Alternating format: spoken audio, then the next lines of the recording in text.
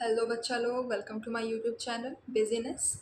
आई hope आप लोग first chapter देख के आए होगे, है ना। क्योंकि फर्स्ट चैप्टर जब देख लोगे तो सेकंड चैप्टर में कुछ कॉन्सेप्ट्स आपको क्लियर रहेगा कि मैनेजमेंट क्या है, डील कैसे करना होता है मैनेजमेंट में, है ना। तो जब आपको थोड़ी छोटी छोटी टॉपिक्स क्लियर रहते हैं ना, तो फिर वो अच्छे समझ में आता है। एंड वन मोर थिंग कि हमने नोट्स टेलीग्राम चैनल पे डाल दिए हैं, ठीक है, अपलोड कर चुके हैं।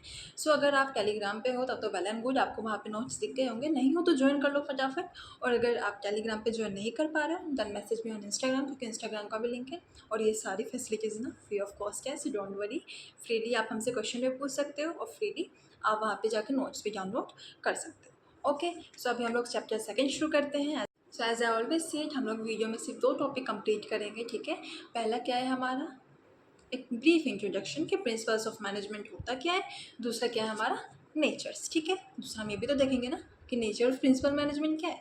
तो आज सिर्फ हम ये 2 टॉपिक्स क्लियर करेंगे, देन आफ्टर हम लोग आगे की टॉपिक्स क्लियर करेंगे। एंड आई होप कि हम एक वीक में ये चैप्टर कंप्लीट करवा दें, ठीक है। तो चलो चैप्टर सेकंड शुरू करते हैं।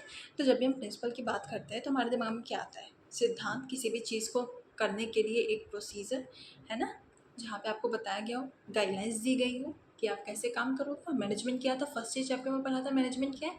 तो मैनेजमेंट क्या है हमारा, management is the process of getting things done with the aim of achieving goals effectively and efficiently, ठीक है। तो इसको करने के लिए जो हमें प्रिंसिपल्स बताए गए हैं ना, उसी को हम अच्छे से पढ़ेंगे, ठीक है। तो इसका एक डेफिनेशन देखते हैं। So managerial principles is a broad, ठीक है, is a broad and general guidelines for decision making and behaviour, ठीक है।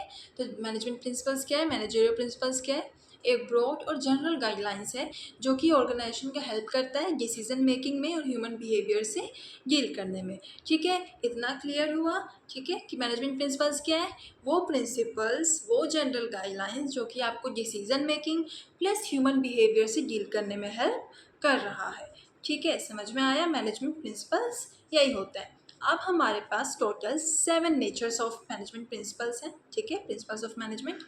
अब हम इसको एक एक करके देखते हैं, ठीक है। और हाँ, कोई भी डाउट हो तो कमेंट सेक्शन में बिल्कुल आराम से पूछ सकते हो, ठीक है। और लाइक कर देना वीडियो को, क्योंकि जब आप लाइक करोगे तो मोस्ट ऑफ द पीपल्स के पास पहुंच जाएगा, यूट्यूब को लगेगा कि हाँ वैलिड वीडियो है, तो वो इसे पुश करेंगे, राइट। सब्सक्राइब कर लेना। और अगर आपके पास कोई फ्रेंड है जो सेम क्लास में हो, जिसको सेम वीडियोज़ की नीड हो, तो send them to, okay, share करना। चलो शुरू करते हैं, natures of principles of management. पहला है हमारा यूनिवर्सल एप्लीकेबल। तो ये जो प्रिंसिपल्स होते हैं ना, वो यूनिवर्सल एप्लीकेबल होते हैं, परवेसिव होते हैं। परवेसिव इन द सेंस, क्या बोलना चाह रहे हैं कि हमारा ऑर्गेनाइजेशन बड़ा हो, हमारा ऑर्गेनाइजेशन छोटा हो, प्रिंसिपल तो हर जगह लगेगा ना। हमारा ऑर्गेनाइजेशन भले यूएसए में हो, लंदन में हो, वी डोंट केयर, राइट। हमारे पास प्रिंसिपल है, मैनेजमेंट कर रहे हैं, ऑर्गेनाइजेशन है और मैनेजमेंट करना ही है, तो उसी में हम लोग क्या करेंगे, वो प्रिंसिपल्स को लगा देंगे, ठीक है। नो मैटर साइज़ क्या है, शेप क्या है, या कौन सी जगह पे है, ठीक है। अगर मेरे पास प्रिंसिपल है और ऑर्गेनाइजेशन में हमें लगाना है, तो हम बिना सोचे समझे उस प्रिंसिपल्स को वहाँ पे अप्लाई करेंगे। ये नहीं देखेंगे कि ये प्रिंसिपल इंडिया में एप्लीकेबल हो रहा था तो हम इसे यूएसए में नहीं कर सकते, राइट। परवेसिव है, ठीक है। प्रिंसिपल्स ऑफ मैनेजमेंट परवेसिव है, हर जगह एप्लीकेबल है, ओके। नेक्स्ट है हमारा जनरल गाइडलाइन। जनरल गाइडलाइंस का मतलब यही होता है ना बच्चा, देखो कि जब भी हम कोई भी प्रिंसिपल है मेरे पास, ठीक है, अगर आपने किसी से राय मांगी है, सजेशन लिए, तो वो आपको बताएंगे कि हाँ तुम ये कर सकते हो, but they are not saying कि तुम्हें यही करना है, right. They are not saying कि मैंने जो बता दिया अब तुम्हें 2 कॉपी वही कर लेना है। तुम्हें अपनी नीड के हिसाब से उसे थोड़ा सा स्पेसिफाई करना है, राइट। उसे थोड़ा सा अपने तरीके से मोल्ड करना है, तभी तो उसे यूज़ करोगे। अब पता चला उसने जो बताया it's a little bit hard for me, और मेरे ऑर्गेनाइजेशन में वो अभी अप्लाई हम नहीं कर सकते। तो अगर हम उसे उसी प्रिंसिपल को जो उसने मुझे सजेस्ट किया, अगर हम उसी को अपने ऑर्गेनाइजेशन में पुट कर रहे हैं, देन शायद वो बैकफायर कर जाए, ठीक है। इसलिए हम क्या करेंगे, किसी ने हमें सजेशन दिया, ठीक है, उसको हम अब थोड़ा सा अपने हिसाब से मोल्ड करेंगे और देन हम उसे अपने यूज़ में ले लेंगे। Same as principles of management है, लाइक प्रिंसिपल ऑफ मैनेजमेंट एक प्रिंसिपल है हमारे पास, डिवीजन ऑफ वर्क, राइट। तो डिवीजन ऑफ वर्क आपको क्या बताता है कि काम को डिवाइड करिए, लेकिन वो आपको ये नहीं बता रहे हैं ना कि आपका काम कौन सा है, आपको कौन काम को किस पर्सन के पास कैसे डिवाइड करना है ना। ये तो आपको खुद करना है कि मेरे पास ये काम है। फॉर एग्जाम्पल आपको स्कूल में प्रोजेक्ट मिला, मैम ने बोला कि भाई आप ये काम डिवाइड कर लेना, लेकिन मैम ने आपको ये तो नहीं बोला कि आपके ग्रुप में ये लोग हैं, आपको ऐसे ऐसे इन लोगों को डिवाइड करना है। ये तो आपके ऊपर छोड़ दिया गया ना, कि आपको बस एक जनरल गाइडलाइन दी गई कि ये काम है, आपको इसे ऐसे सॉल्व करना है, लेकिन सॉल्व कौन करेगा? आप करोगे अपने स्पेसिफिकेशन के हिसाब से, राइट। तो वही है कि जनरल गाइडलाइन है, कोई भी आपको स्ट्रेट जैकेट रेडीमेड चीज़ नहीं दी गई है कि हाँ इसे आप डायरेक्ट लेके पुट कर लो, ठीक है। बस एक नॉर्मल जनरल गाइडलाइन है, आपको एक छोटा सा बोल सकते हो सजेशन दिया जाएगा कि आप इसके ऊपर काम आप कर लो, राइट। समझ में आया? नेक्स्ट है हमारा form by practice and experimentation.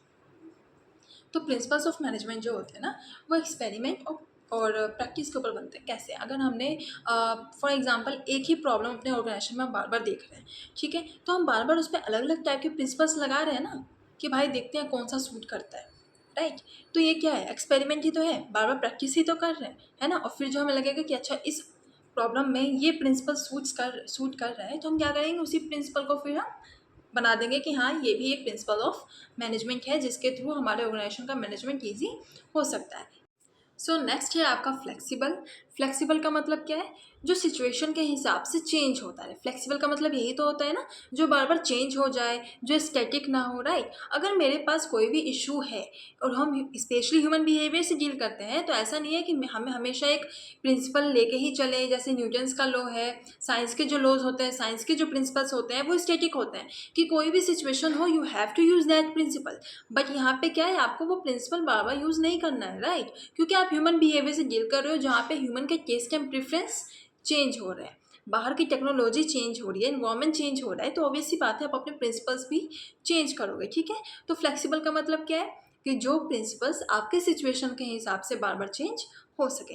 Next है हमारा मेनली बिहेवियरल। इट मीन्स जब हम ह्यूमन बिहेवियर से डील कर रहे हैं तो इट मीन्स मैनेजमेंट आपको क्या शो करेगा कि आप बिहेवियरल साइंस पढ़ो, ठीक है, और ह्यूमन बिहेवियर से डील करके ही अपने मैनेजमेंट को आगे बढ़ाओ, ऑर्गेनाइजेशन को आगे बढ़ाओ, ठीक है। हम नॉर्मली ह्यूमन बिहेवियर से डील करते हैं मैनेजमेंट में, इसलिए ये हमें बिहेवियरल साइंस की तरफ बढ़ाता है, ओके। हमें ऐसा नहीं है कि हमें मेरे पास कोई स्टैटिक प्लान है, स्टैटिक चीज़ है, हमें उसी की तरफ चलना है, राइट। हमें बार बार चेंज होना है, इसलिए मेनली बिहेवियरल है, ह्यूमन बिहेवियर के साथ डील करते हैं। सो नेक्स्ट है हमारा कॉज एंड इफेक्ट रिलेशनशिप, ठीक है। कॉज एंड इफेक्ट रिलेशनशिप का मतलब क्या होता है कि जो प्रिंसिपल लगाओगे उसका वैसा ही इफेक्ट आपके ऊपर पड़ेगा, आपके ऑर्गेनाइजेशन के ऊपर। और हम तब से तो पढ़ ही रहे हैं कि ह्यूमन बिहेवियर है, ह्यूमन के मूड्स चेंज होंगे। तो उस तरीके से यहाँ पे क्या है कि ज़रूरी नहीं है कि अगर आपने एक प्रिंसिपल को एक सिचुएशन में लगाया और उसका जो आउटपुट आया है सेम सिचुएशन में आप उसी प्रिंसिपल को लगा रहे हो, बट सेम आउटपुट आए, सेम इफेक्ट पड़े। क्यों? क्योंकि ह्यूमन बिहेवियर से डील कर रहे हैं ना, इसलिए ये एक एक्सटेंट तक बस बोल सकता है कि हाँ इसके ऊपर ये प्रिंसिपल लगाओगे तो ऐसा इफेक्ट होगा। बाकी ऐसा कुछ नहीं है कि आपने अगर एक प्रिंसिपल पे ये प्रिंसिपल अप्लाई किया है, एक सिचुएशन पे आपने डिवीजन ऑफ वर्क अप्लाई किया या science not rule of thumb apply किया, तो वो सेम इफेक्ट जो दे रहा है वो दूसरा प्रिंसिपल भी आपको दे, ठीक है। तो यहाँ पे क्या है, cause and effect relationship apply कर प्रिंसिपल्स ऑफ मैनेजमेंट आपको बता रहा है कि अगर आप ये प्रिंसिपल अप्लाई करोगे तो उसका इफेक्ट भी ऐसा ही आने वाला है। लेकिन क्योंकि आप ह्यूमन बिहेवियर से डील कर रहे हो तो ज़रूरी नहीं है कि हर बारी सेम सिचुएशन में सेम प्रिंसिपल अप्लाई करने पे इफेक्ट भी सेम आए, ओके।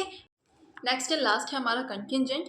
तो कंटिजेंट का मतलब बच्चा यही है कि ये एक्सीडेंटल है, ठीक है, यानी कि आपके पास कोई ऐसा नहीं है कि नहीं ये 2 मिनट बाद चेंज होगा ही होगा, राइट। कोई भी सिचुएशन कभी भी आ सकती है और आपको उसके लिए खुद को तैयार रखना है, वो प्रिंसिपल आप उस पर अप्लाई कर दोगे, राइट। तो ज़रूरी नहीं है कि हर बार एक ही सिचुएशन आए, अलग अलग सिचुएशंस आएंगी और हमें अलग अलग प्रिंसिपल उसके ऊपर अप्लाई करना होगा, ठीक है। तो कंटिजेंट का मतलब क्या था कि नॉर्मली हम ह्यूमन बिहेवियर से डील करते हैं, एनवायरनमेंट से डील करते हैं, तो ये चीज़ें चेंज होंगी और प्लस हमें उसी हिसाब से उसके ऊपर प्रिंसिपल्स अप्लाई करने होंगे, ठीक है। So that's all for today.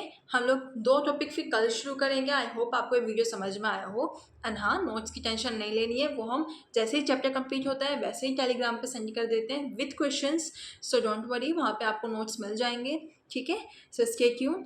अगर अच्छी लगी हो वीडियो, ठीक है, तो लाइक भी कर लेना, और अगर आपको और वीडियोस चाहिए होंगी तो आप सब्सक्राइब भी कर सकते हो। और फर्स्ट चैप्टर का हमने प्लेलिस्ट भी बना दिया है, सो आप वहाँ पे भी इजीली नॉर्मल प्लेलिस्ट पे क्लिक करो और लाइक एक कंटिन्यूस फॉर्म में आपको वो वीडियोस दिख जाएंगे, okay. So take care, bye bye.